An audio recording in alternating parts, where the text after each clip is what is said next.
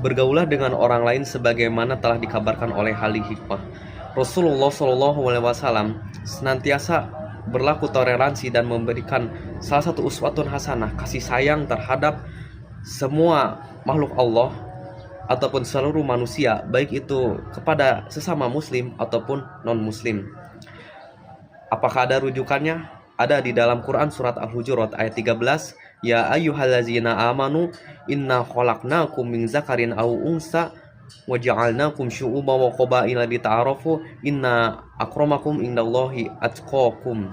Yang artinya di dalam ayat tersebut Allah Subhanahu wa taala berfirman bahwa kami telah menciptakan manusia baik itu dari golongan laki-laki ataupun perempuan, dari sebangsa-bangsa dan bersuku-suku supaya saling mengenal.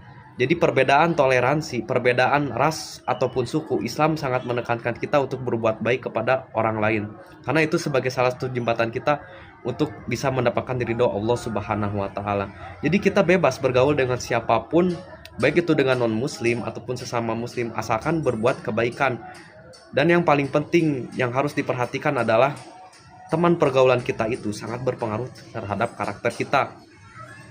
Kalau kita misalkan diajak kebaikan, maka kita ikut. Kalau kita diajak kepada keburukan, ya kita tinggalkan.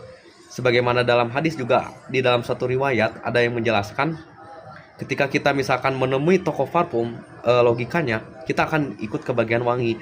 Kalau kita misalkan ikut tukang pandai besi, kita juga akan ikut baunya juga. Itu sangat berpengaruh terhadap segala karakter kita. Jadi ambillah pergaulan yang bisa mendatangkan manfaat kepada kita ke depannya, dan kita juga bisa memberikan kebaikan kepada orang tersebut. Maka dari itu, bergaulah dengan semestinya, bergaulah dengan sewajarnya. Dan dalam hadis juga dijelaskan, berlakulah terhadap orang lain sebagaimana kalau kita ingin diperlakukan baik orang lain, maka kita harus berbuat baik kepada orang lain. Karena itu, jagalah pergaulan, karena pergaulan itu sangat berpengaruh. Yang paling penting itu cara kita berbuat baik kepada orang lain. Dan ketika kita sudah mengajak orang lain itu kepada kebaikan, tapi orang lain itu tidak mau menerima kita, ya kita tidak apa-apa, kita tidak masalah.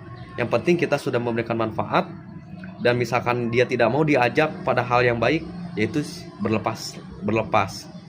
Karena dari itu, jagalah pergaulan sebagaimana yang telah dikabarkan oleh ahli hikmah, dan contohi sikap-sikap yang paling baik terhadap orang lain. Barakallahu fikum. Wassalamualaikum warahmatullahi wabarakatuh.